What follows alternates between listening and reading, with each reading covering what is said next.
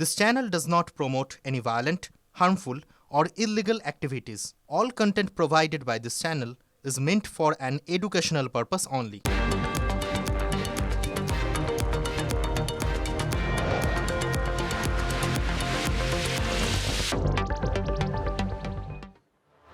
TV9 বাংলায় স্বাগত। Bengal breaking নিয়ে আপনাদের সঙ্গে রয়েছে আমি শর্মিষ্ঠা, আর আমার সঙ্গে রয়েছে আমি শুভজিৎ রয়েছি।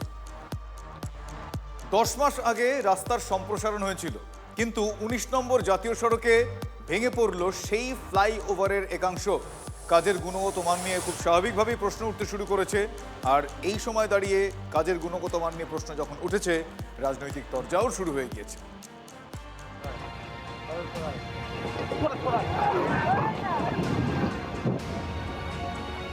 তৈরির 1 বছরও হয়নি, এর মধ্যে হুড়মুড়িয়ে ভেঙে পড়ল ফ্লাইওভারের দেয়াল, তাও আবার অন্যতম ব্যস্ত 19 নম্বর জাতীয় সড়কে। পূর্ব বর্ধমানের মেমারিতে জাতীয় সড়কের বর্ধমানমুখী লেনে হুড়মুড়িয়ে ধসে যায় ফ্লাইওভারের দেয়াল। কাজটা শেষ হয়েছে 1 বছর, ওই 9 মাস 1 বছর এরকম হবে, তার মধ্যে এই অবস্থা। হয়তো কোনো কাজের ফল ছিল, সেই জন্য হয়নি ব্রিজের। রাতের দিকে হলে হয়তো বড় বিপদ হতো কোনো। এই যে সাইডে যেভাবে এই জিনিসটা তৈরি করেছে, এটা টিকার নয়। ঘটনাটা ঘটেছে আন্ডারপাস থেকে 50 মিটার। এটা গাফলিতে বলতে এটা কিছু অনেক দিন থেকেই আমাদের রোড কোম্পানিকে জানানো হচ্ছে, ওরা আসছে ছবি তুলে নিয়ে যাচ্ছে, কিন্তু সেইভাবে কিছু করছে না, গাড়ি চলছে। অনেক দিন থেকে জায়গাটা ফুলেছিল আর কি, হেঁপেছিল জায়গাটা। 10 মাস আগেই জাতীয় সড়ক সম্প্রসারণের কাজ শেষ হয়েছিল। এত অল্প সময়ের মধ্যে কিভাবে একটা পোক্ত দেয়াল ধসে পড়ল? কাজের গুণগত মান নিয়ে উঠছে প্রশ্ন। মেটেরিয়ালসের গুণমান যে অত্যন্ত খারাপ, তা আজকে এই ভেঙে পড়ার ঘটনায় প্রমাণ হচ্ছে। বিজেপির ছোট বড় মাঝারি সর্বস্তরের নেতাদের কাছে কাটমানি পাঠাতে আজকে জাতীয় সড়কের যে গুণগত মান, তা নিয়েই তাদেরকে কম্প্রোমাইজ করতে হয়েছে। কাজের গুণগত মান ঠিক ছিল কিনা সেটা পূর্ণাঙ্গ তদন্ত করে দেখা উচিত। কিন্তু এই বাংলায় আমরা দেখেছি তৃণমূল কংগ্রেসের আমলে যেভাবে সমস্ত কাজে কাটমানি এবং দুর্নীতি করা হয়, বাংলার সকল ঠিকাদারদের বেশিরভাগই আজকে তৃণমূলের কাজ করতে করতে নিম্নমানের কাজ করার মানসিকতা তাদের তৈরি হয়ে গেছে। আপাতত জাতীয় সড়কে সার্ভিস রোড দিয়ে যানবাহন চলাচল করছে।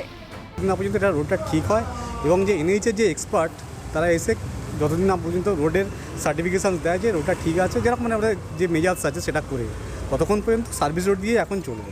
জনগণের করের টাকায় তৈরি জাতীয় সড়কে ফ্লাইওভার, হাজার হাজার ভারী গাড়ি দ্রুত গতিতে যাচ্ছে তার উপর দিয়ে, আর তাতেও নিম্নমানের সামগ্রীর ব্যবহারের অভিযোগ।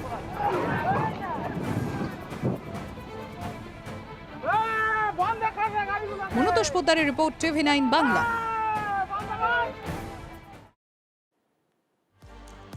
যুদ্ধ চলছে মধ্যপ্রাচ্যে, যুদ্ধের প্রস্তুতি এ রাজ্যে। জ্বালানিতে টান পড়েছে যে কিভাবে রান্নাবান্না হবে। বাংলার কোনায় কোনায় এখন গ্যাসের বিকল্প নিয়ে ভাবনা চিন্তা শুরু হয়ে গিয়েছে। সমস্যা পড়ুয়া থেকে রোগী প্রত্যেক।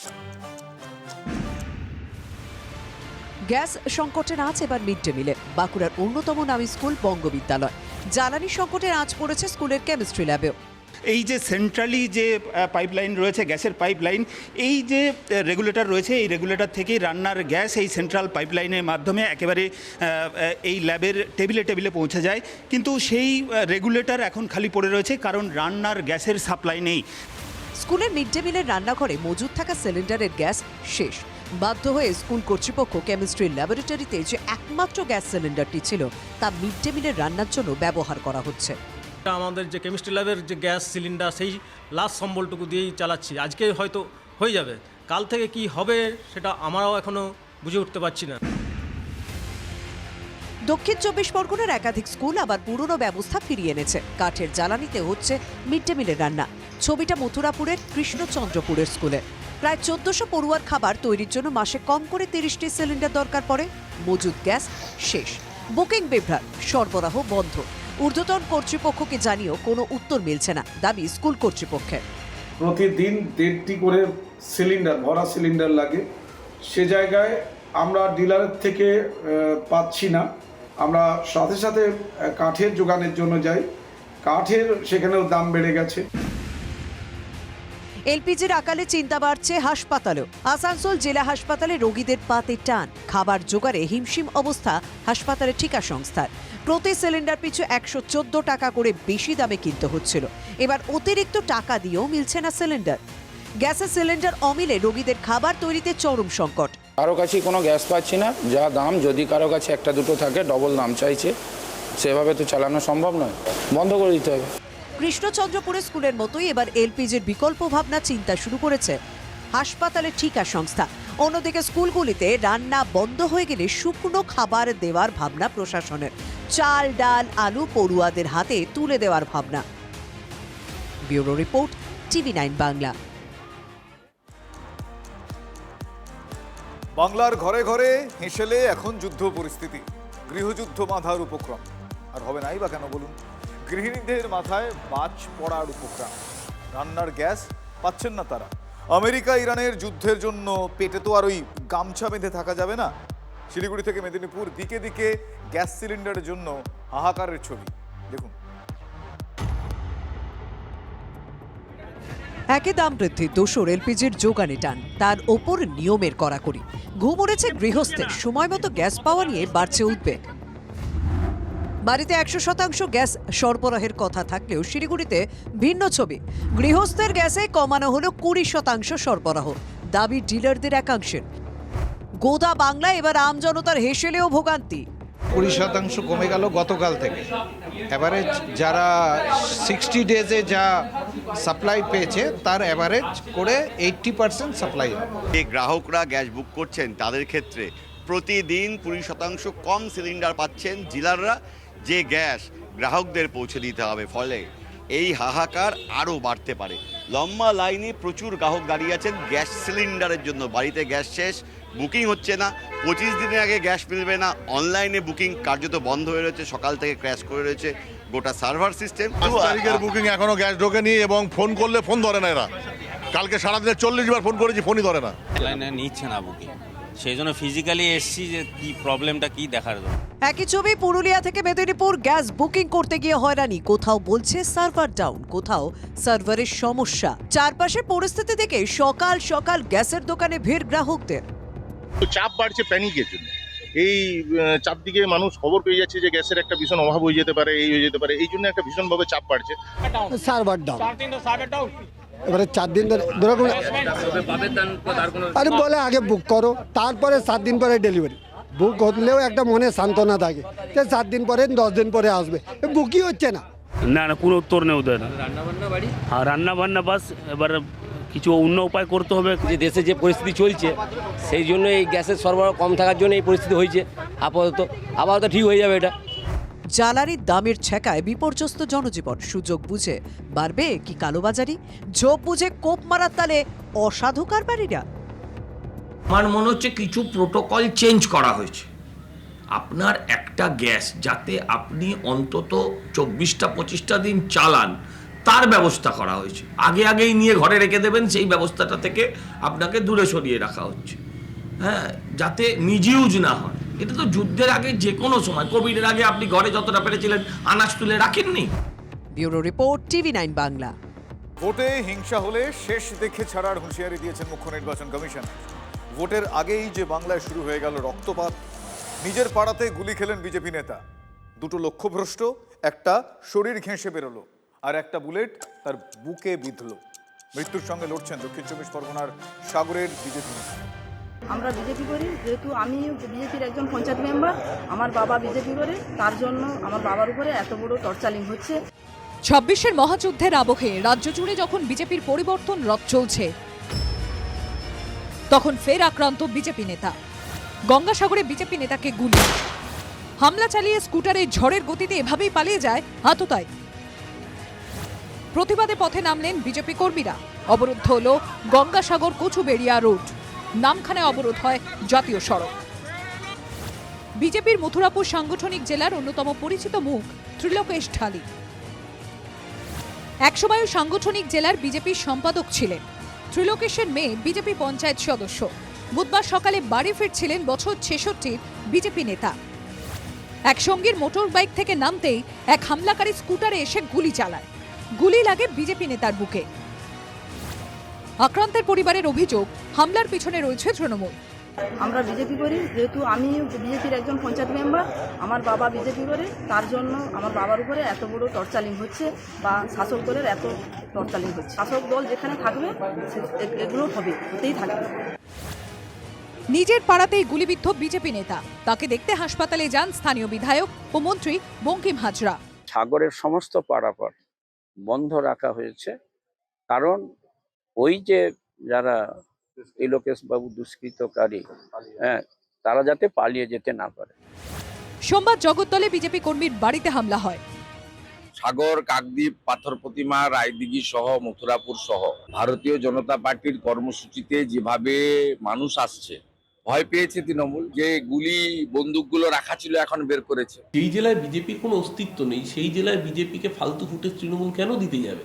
আমরা নিশ্চিত যে এখানে বিজেপি এই নাশকতামূলক কাজ করেছে নিজেকে লাইমলাইটে আনার জন্য। এবার সাগরে টার্গেট দলীয় নেতা।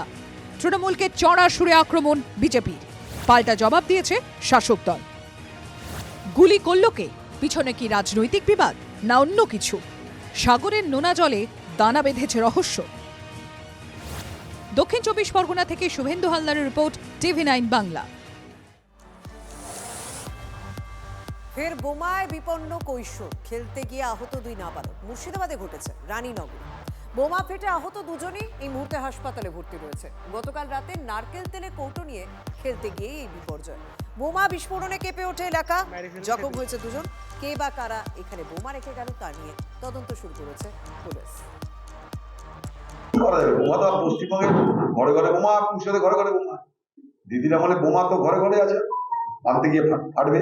গরমকাল পড়ছে আরো ফাটবে, গরমকাল পড়ছে না বোমা আরো ফাটবে। দেশে জ্বালানি পরিস্থিতি নিয়ন্ত্রণেই রয়েছে, আতঙ্কের কোনো কারণ নেই। পেট্রোলিয়াম মন্ত্রক জানিয়েছে যে গ্যাস বুক করার 2 থেকে আড়াই দিনের মধ্যে সিলিন্ডার পাওয়া যাবে। অযথা প্যানিক করার কারণ নেই। ভয় পেয়ে বাড়তি গ্যাস সিলিন্ডার বুক করে রাখারও প্রয়োজন নেই। ভারতে ঘরোয়া এলপিজি উৎপাদন 25% বেড়েছে। 2টি জাহাজে এলপিজি দেশে আসছে, দ্রুতই পৌঁছে যাবে, এমনটা পেট্রোলিয়াম মন্ত্রকের তরফ থেকে জানানো হয়েছে। आज जब मैं आपसे बात कर रही हूँ तब भी लगभग 2 कार्गोस भारत की तरफ चल पड़े हैं and within few days they will arrive, which will further strengthen the crude supply position in the country. आज हमारी refineries are operating at the highest capacity utilization और कुछ refineries are operating at more than 100% of their capacity. हमारा जो normal delivery cycle है for domestic LPG, it remains around 2.5 days. सो अगर आप cylinder book कर रहे हैं तो 2.5 दिन के अंदर आपको सिलेंडर की आपूर्ति होगी। इसीलिए I request, there is no need for customer to rush book the cylinder. So panic booking करने की कोई आवश्यकता प्रतीत नहीं होती है। বিধানসভা নির্বাচন যত এগিয়ে আসছে অনেক কিছুই ঘটছে। নিরাপত্তা কমলো এবার সৌমেন মহাপাত্র, কিন্তু কি কারণে খোদ তৃণমূল বিধায়ক সেটা এখনো জানেন না। আর এ নিয়ে জল্পনা শুরু হয়ে গিয়েছে পূর্ব মেদিনীপুরে। ভোটের মুখে তৃণমূল বিধায়কের নিরাপত্তা প্রত্যাহার। তমলুকের বিধায়ক ও প্রাক্তন মন্ত্রী সৌমেন মহাপাত্রের বাড়ি থেকে নিরাপত্তা তুলে নিল প্রশাসন। আর এতেই জল্পনা কল্পনা শুরু হয়েছে পূর্ব মেদিনীপুরের রাজনীতিতে। সূত্রের খবর, পাঁশকুড়ায় সৌমেন মহাপাত্রের বাড়ি থেকে 6 জন পুলিশ কর্মীকে প্রত্যাহার করে নেওয়া হয়েছে। তার ব্যক্তিগত নিরাপত্তা আধিকারিককেও সরিয়ে নেওয়া হয়েছে। মন্ত্রিসভা থেকে বাদ পড়লেও তিনি পাইলট কার সহ নিরাপত্তা পান। এহেন তৃণমূল বিধায়কের বাড়ি থেকে নিরাপত্তা তুলে নেওয়া হলো। তবে তার নিরাপত্তারক্ষী হিসেবে কলকাতা পুলিশের 2 জন এবং পশ্চিম মেদিনীপুর জেলা পুলিশের 1 জন নিরাপত্তারক্ষী রয়েছেন। কিন্তু হঠাৎ ভোটের মুখে কেন নিরাপত্তা প্রত্যাহার? আমার মনে হয় সৌমেনবাবু হয়তো গোপন কিছু তথ্য জানতে পারে, দলের সঙ্গে দূরত্ব বজায় হয়েছে, সেই জায়গা থেকে ওনারা ভাবছে নিরাপত্তা তুলে নিলে ভালো হবে। সেটা ওনারা হয়তো বিচার বিবেচনা করছেন এবং আগামী দিনে হয়তো তৃণমূল কংগ্রেস থেকে উনি দল করবেন কিনা সেটা একটা সন্দেহ ব্যাপার আছে। তমলুকের তৃণমূল বিধায়ক বলছেন কারণ নাকি তাঁরও জানা নেই। তো জানি না, আমাকে নিরাপত্তা দিয়েছিলেন স্বরাষ্ট্র দপ্তর থেকে আমাদের শ্রদ্ধা দিদি মুখ্যমন্ত্রী মমতা বন্দ্যোপাধ্যায়। কেন জানি না প্রত্যাহার করা হয়েছে। এ নিয়ে তৃণমূল নেতারা অবশ্য যুক্তি তৈরি রেখেছেন। উনি অসুস্থ ছিলেন শারীরিকভাবে, সেই কারণে সিকিউরিটি কিছু দিন ছিল না। কিন্তু তমলুকে ফিসফাস শোনা যাচ্ছে বিধানসভা নির্বাচনে সৌমেনকে টিকিট নাও দিতে পারে তৃণমূল। তাই কি নিরাপত্তা প্রত্যাহার নাকি নেপথ্যে অন্য কোনো কারণ? কনিষ্ক মাইতির রিপোর্ট, TV9 বাংলা। বাংলায় 25% বেশি মুসলিম ভোটার আছেন এমন আসন 146টি, যে ভোটারদের একটা বড় অংশ তৃণমূলের জামানায় জোড়াফুলমুখী। তাদের পদ্মমুখী করতে বিশেষ কৌশল নিয়েছে বিজেপি। উত্তরের জলপাইগুড়িতে দেখা যাচ্ছে সেই ধারাবাহিকতা। রাষ্ট্রবাদী এখানকার মুসলমান, আমাদের স্পষ্ট বার্তা যে এখানে আমাদের কিন্তু রাষ্ট্রবাদী সরকার চলছে। লক্ষ্য তৃণমূলের সংখ্যালঘু ভোট ব্যাংকে ভাঙন, তার জন্য রাষ্ট্রবাদী মুসলিম শব্দবন্ধে জোর বিজেপির। ভোটমুখী বাংলায় এমন কৌশলেই এগোচ্ছে পদ্ম শিবির। জলপাইগুড়ি জেলায় কথায় কথায় তারই প্রয়োগ শুরু হয়েছে। একদিকে পরিবর্তন যাত্রা, মেরুকরণের ছক, সঙ্গে মুসলিমদের মন পেতে জলপাইগুড়ি জেলার বিজেপি সংখ্যালঘু নেতারা উঠে পড়ে লেগেছেন। রাষ্ট্রবাদী এখানকার মুসলমান, আমাদের স্পষ্ট বার্তা যে এখানে আমাদের কিন্তু রাষ্ট্রবাদী সরকার চলছে। আমরা পরিষ্কার বলেছি যে সমস্ত এসআইআর এর মধ্যে যে সমস্ত অনুপ্রবেশকারী বাংলাদেশিরা আছে, আমরা এদেরকে এখানে থাকতে দেওয়ার কোনো প্রশ্নই আসে না। এসআইআরের চূড়ান্ত তালিকায় জলপাইগুড়িতে বিচারাধীনের সংখ্যা 1,08,166। সূত্রের খবর, বিচারাধীনদের মধ্যে 61,000-এর প্রায় 70% মুসলিম, বাকি 30% খ্রিস্টান, বৌদ্ধ ও জৈন সহ অন্যান্য সম্প্রদায়ের। বিচারাধীন থাকা 61,000 সংখ্যালঘুর ভবিষ্যৎ নিয়ে নানা মত। সংখ্যালঘুদের সঙ্গে যদি এইভাবে অন্যায় অত্যাচার করে, দুয়াস মিল্লাতে ইসলামিয়া সোসাইটি তীব্র থেকে তীব্রতর প্রতিবাদে বা আন্দোলনে আগামীতে নামতে চলেছে। কিন্তু কেন মুসলিমরা উত্তরের এই জেলায় গুরুত্বপূর্ণ? জলপাইগুড়িতে 21% সংখ্যালঘু ভোট, রাজগঞ্জে সর্বাধিক 26% মুসলিম ভোটার রয়েছেন। এই প্রেক্ষাপটে বিজেপির সংখ্যালঘুদের জন্য গুরু বার্তায় কি চাপ পড়ল তৃণমূলের? হাজার হাজার মানুষ, লক্ষ লক্ষ মানুষকে বাঁচানোর জন্য কেউ যদি কোনো শৃঙ্খলাবদ্ধ আন্দোলনে নামে, তাতে আপত্তি কোথায়? ভালো জিনিস। সুপ্রিম কোর্টের নির্দেশ মতো ভোটের দিনক্ষণ ঘোষণার আগে পর্যন্ত সাপ্লিমেন্টারি তালিকায় যাদের নাম আসবে তাদের বৈধ ভোটার হিসেবে গণ্য করা হবে। কিন্তু সংখ্যালঘু ইস্যুতে ভোট বঙ্গের হাওয়া গরম হচ্ছে উত্তরে। জলপাইগুড়ি থেকে নীলেশ্বর সান্যালের রিপোর্ট, TV9 বাংলা। অন্যদিকে ভোটের মুখে আবার চাপ বাড়ছে আরেকজনের, হুমায়ুন কবির। তার হুমায়ুন কবিরের স্ত্রীকে এবার পুলিশ তলব করেছে। ভূমি সংস্কার দপ্তরের পর এবার পুলিশের নোটিশ। মুর্শিদাবাদের শক্তিপুর থানায় হাজিরার নির্দেশ দেওয়া হয়েছে হুমায়ুন কবিরের স্ত্রীকে। নোটিশ যেদিন রিসিভ করেছে তার 4 দিন আগে থেকে কলকাতার মিডিয়া জেনে যাচ্ছে। তারপরে কালকে সন্ধ্যাবেলায় 7টার সময় পুলিশ আমার মিসেসকে নোটিশ দিয়ে রিসিভ করে নিয়ে গেছে। তার আগে 3 দিন আগে থেকে আপনারা জেনে যাচ্ছেন।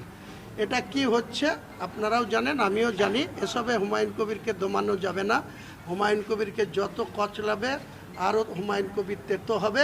আর বাংলার মসনদ থেকে মুখ্যমন্ত্রী মমতা ব্যানার্জিকে বিদায় ঘণ্টা বাজাবে।